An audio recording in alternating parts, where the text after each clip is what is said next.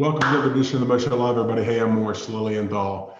Today's subject and our conversation with today's guest is one that I think now, unfortunately, has impacted all of us.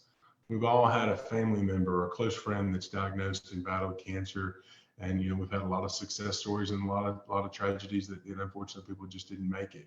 And that's why so many of us in so many facets of life are working to charity and champion causes that are looking for cancer research and finding ways to battle this and support those that are fighting that cancer battle. And that's what our guest today is going to be talking about, his cancer story.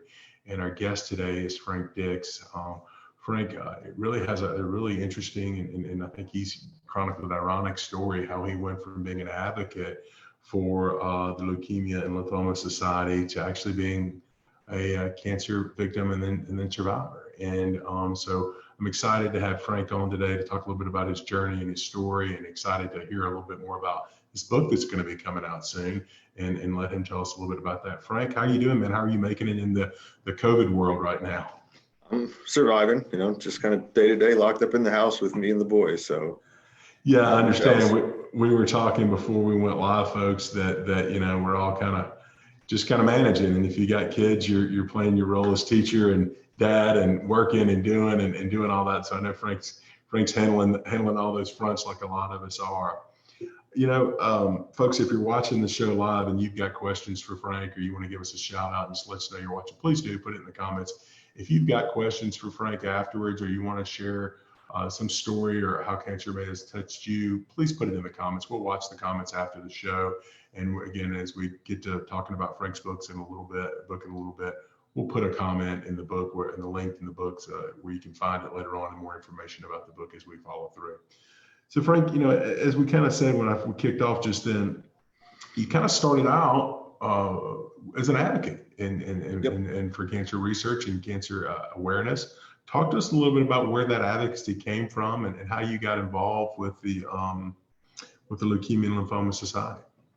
Yeah, so it's actually my mom's family has kind of a rare history with it. So she's got her mom, my grandmother, passed away from CLL. She's got 8 brothers and sisters. 4 of them have been diagnosed with it. So it's kind of been an ongoing thing. And there's been the James Center at Ohio State has done some studies trying to find some genetic link to it. So obviously it's something that has impacted us a lot. So that kind of led me to it initially. And I was on a board with the Talbert House, which is a local nonprofit in Cincinnati. And they do a wide range of things from mental health issues, substance abuse. And I was at a fundraiser when I met a guy who, was asking about it. He told me about his involvement with the LLS and, kind of told him my story, and that's kind of where it started. Yeah, so, and I assume LLS, we'll call it that for short, it's probably a little easier to say that. Yep. I assume that they probably have, yearly fundraisers and walks and charity things that they do, like a lot of great organizations that are fighting, dreaded conditions like lymphoma and leukemia. Right. And I guess, as I understood, that's kind of, you were supporting them, and you would be a member of other family members or friends' teams to help raise awareness and money for a couple of years until, right. And then I think, and understanding, if I'm not mistaken, Frank, in 2018, you were nominated for the 2018 LLS Man of the Year. And then I think, is that right? You had your own fundraising team that year? Right. So the Man and Woman of the Year is kind of a 10-week campaign, to raise funds for the cancer research. And there's a wide variety of ways you can do it, through direct donations, fundraisers. They have a big event at the end where they announce the winners. And it's really a 10-week thing. It's just kind of all out. Let's see how much money we can raise for a good cause. And it's really something that's, pretty easy to do, because everyone's affected by cancer, like you said earlier. Yeah, it's just something, unfortunately, that I think we're all impacted one way or the other. And so if we kind of jump to that year, so you're going through, you're nominated, you've got your own team, you're kind of raise money and awareness. But as I understand from talking to you before our interview today, during this time frame in 2018, you're not feeling well at that time frame, but you don't know what's going on, right? Right. So it started really kind of December, January. I was traveling a lot for work, and I would get these kind of night sweats, and they were kind of sporadic, but it was the winter. I was, in Florida one week. I was up in Northern Ohio the next, and I was kind of just kept chalking it up to travel. And then a few weeks where I was actually at home, it got worse to where every night I was changing sheets, changing clothes in the middle of the night. Oh, wow. I'm not a great patient. I go to the doctor on an as needed basis. So my sister and a girl I was dating at the time kind of pushed me to do so, but it was still, like went and ran all these tests and nothing came back. So I kind of just kept pushing forward and waiting for it to pass. Yeah, well, I'm guilty as charged there, and that is if it's not falling off, I don't want to go to the doctor. I'll just take some ibuprofen or just try to tough it out. I may moan. My wife would tell you I moan and fuss about it a little bit, but I'm not going to go to the doctor unless it's really bad. So things are going along. You're just kind of pushing through it. You've run some testing, can't get any answers, and then the LLS 10-week campaign kicks off, and then what happens next? So we're going through it, and it was to the point where I was, I think it was almost 4 weeks straight. My fever was 103, but I worked from home, traveled a little bit, but I would work all week, and I wasn't really getting out of bed on the weekends. And it was a week before I went to Atlanta. My sister was like, "You can't go." I went anyways. My boss, I walk in, and he goes, "You look like you belong in a morgue." So they had sent me home, and my sister called my aunt who worked for UC Health. She sent me to one of her friends that she had worked with previously, and he kind of sends me to do the same exact test that I'd already done. So I'm kind of like, this is ridiculous. I've already done this. Waste of time. Yeah. Right, and then go back for the results. And one of the things I did for the fundraising campaign is it was Cinco de Mayo and Kentucky Derby fell on the same day, so kind of had a big party for that. And the day before I went to get my results, and that's when they told me that it was, ironically enough, lymphoma. Oh, wow. I mean, that's just the irony of that. It's just, it's I'm sure it laid heavy on you too. And what was going on? I think for me, it was almost a relief, right? I'd been sick for so long, I wasn't able to function on the weekends. My son, I wasn't able to do things with him. So it was more of a relief for me. Initially, and when I had to tell the family, that's when I kind of became guarded at that point and just wanted to move forward and past it. Yeah. So you get the diagnosis, and I think around May of 2018. Is that right, Frank? Yep. And hello to our friend Chris Cassidy and Willie Diggs and others watching. Thank you guys for watching. So you get the diagnosis. Kind of what is that? When you can you kind of tell us what that is? The kind of cancer you were diagnosed with. What in layman's terms? So we'll understand what you've got going on and what you're fighting. Yeah. So it was a non-Hodgkin's lymphoma, which is just a blood cancer and gets in the bone marrow. And when the doctor actually told me what it was, I kind of took back and I started Googling it. And he was like, "Frank, what are you doing?" And I was like, I don't speak your language, doc. I'm trying to figure out what it is. He was like, "I drive by your LLS billboard on the way to work every day," because they put a billboard on the side of 71 and 75. He was like, "Yeah, you have lymphoma." I was like, "Oh, all right." And from there, it was just kind of, like I said, it was almost a relief. At least that's the way I looked at it, because it was, okay, we finally figured out what it is. Let's start the treatment and get past this. And so when you start the treatment, what is the treatment protocol for lymphoma, and kind of what was your treatment regimen as you were going through the treatment? So it was originally, I was outpatient, but it was supposed to be 6 months. I kind of skipped a few traveling for work in that. But so it ended up being 7 months, just a weekly thing. I would go in and to the oncology center, and it'd be about 5 to 6 hours. The whole room's kind of lined with recliners and patients. And, I was by far the youngest one in there. And I just tried to maintain, I'd be in there on my laptop on conference calls and, kind of just pushing through and trying to get over it. How are you? I mean, while all this is going on, this may seem like a silly question, but physically, how are you doing during this time frame? And is it ups and downs with your health during the time for the 7 months? And mentally, how are you doing? As far as physically, I mean, there's definitely ups and downs, and you have good days, you have days where you feel like crap, and I was working from home at the time, so a lot of the side effects, didn't keep me away from work. Hmm. I think from the mental aspect of it, I think, telling your parents and your loved ones, the cancer word, it's, kind of always shocks someone and they get taken back. So my biggest thing was they're all worried enough. Like I kind of just tried to play, no matter how I felt, like everything was fine. So they didn't have to worry about it, be burdened. If I'm the one that looks and feels bad, that's going to kind of trickle down. So, I try to stay positive and Right. play as if everything was great throughout. Yeah, and that's so true in a lot of things in life. Is it especially a lot of times you try to internalize it, so you don't want to let others impact others' ability to deal with it too, because if they feel like you're strained or concerned, then it's just gonna impact them. Talk about it as a dad. I mean, what was that like? I think you told me the other day when we were preparing for today's interview that you, I think your son was 5 at the time. How Yeah. was handling that? I mean, I'm sure that's got to be difficult, kind of like what we're dealing with now from the COVID outbreak, difficult for a young child to understand what's going on. Right. I mean, from initially telling him standpoint, I mean, it was the best response I could have got. I think his exact words were, "I don't really know what cancer is, but I know it's bad, but you'll beat it." And there's no questions around it. Like, so that was kind of, refreshing for me to hear. Yeah.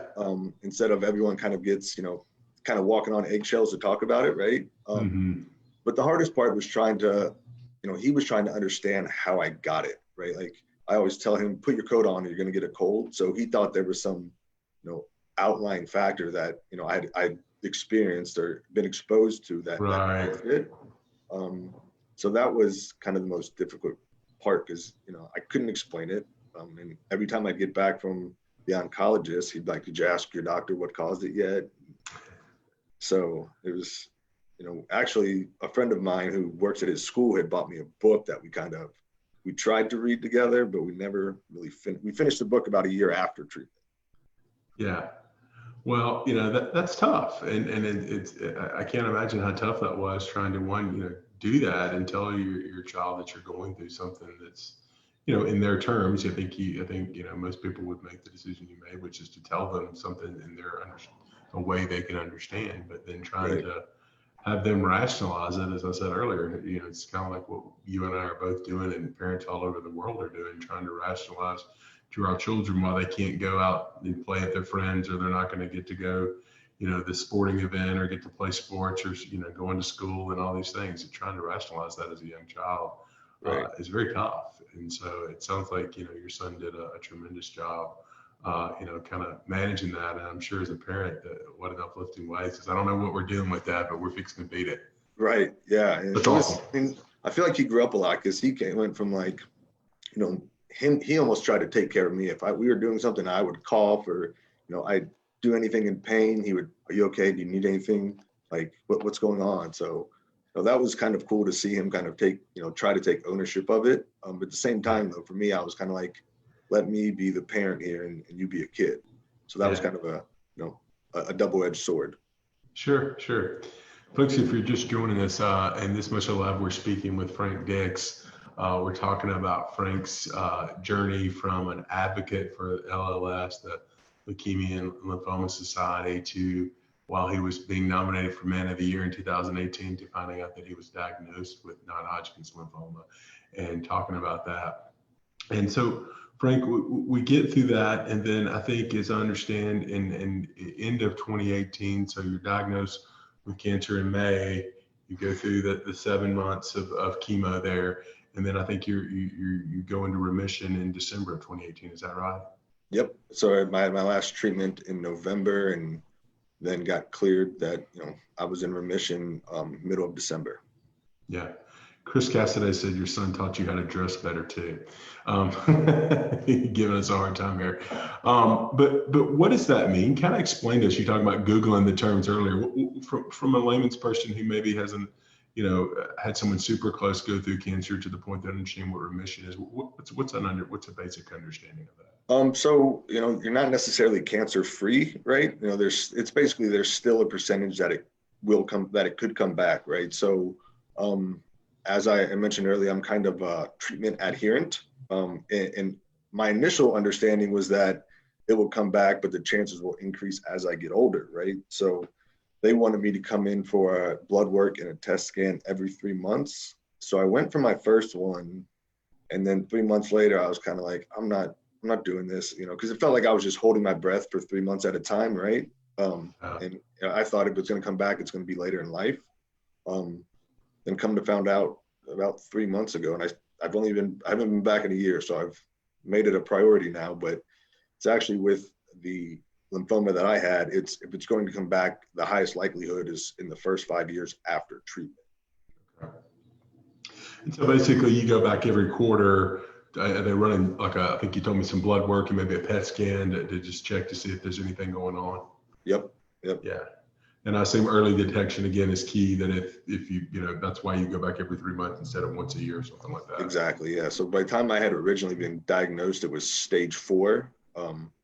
So, and what the doctor said is that when I was lucky I was young, because the stage they caught it at, I was young and healthy, so they could give me more aggressive treatment versus, being an older person with not as physically fit and not as strong of an immune system. They couldn't give that strong of a chemo regimen to. And how old were you when you were diagnosed, Frank? 30. Okay.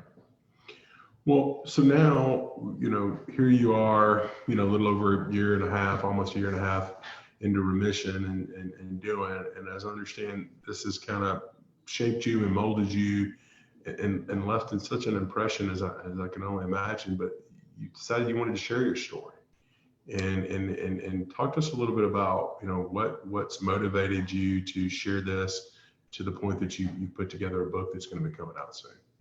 Right. Well, it wasn't something that I had initially like, I should write a book about this. It was, I have a friend who works for a company that does cancer research.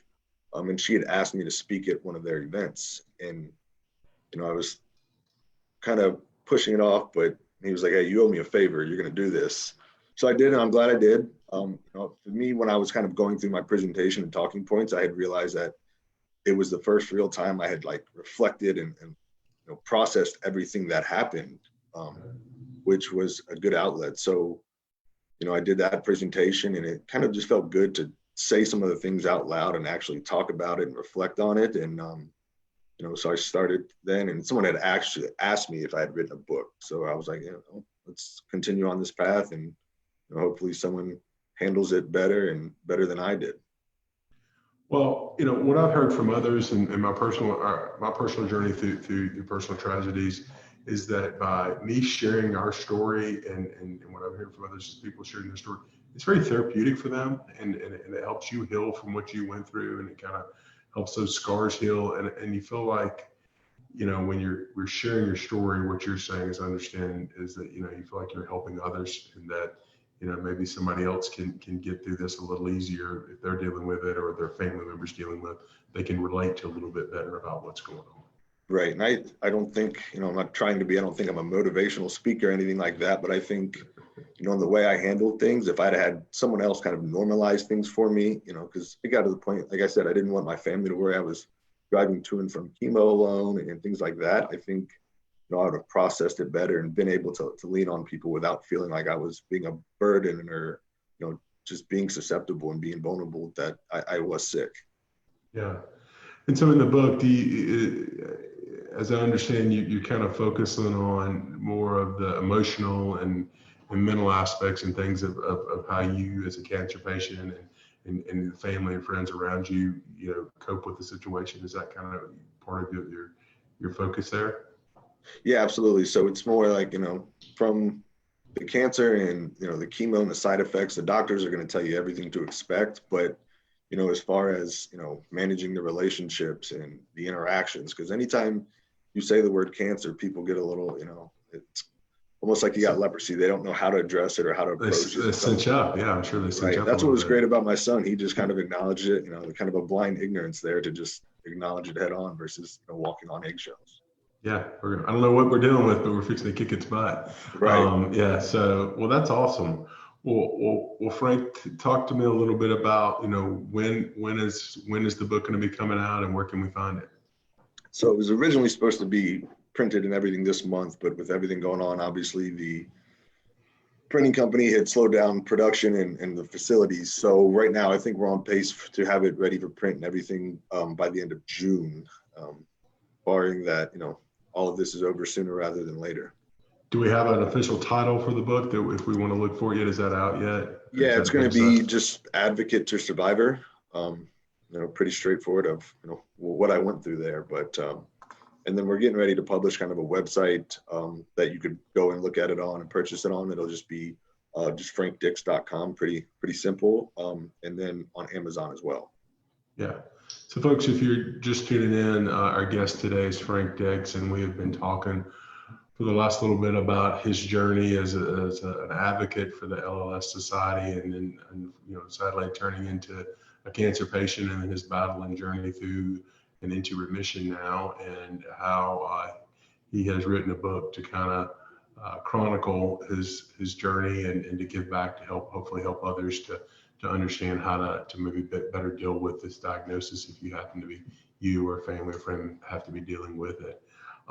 So Frank, we'll put down there in the comments below here, we'll put the title to the book, and then I'm assuming we'll just kind of put it in quotes from Advocate to Survivor, and then we'll put a link to where they can find it. And I think you said you anticipate it being on your own URL for sale coming up when it's ready, and then probably Amazon or somewhere like that too. Yep.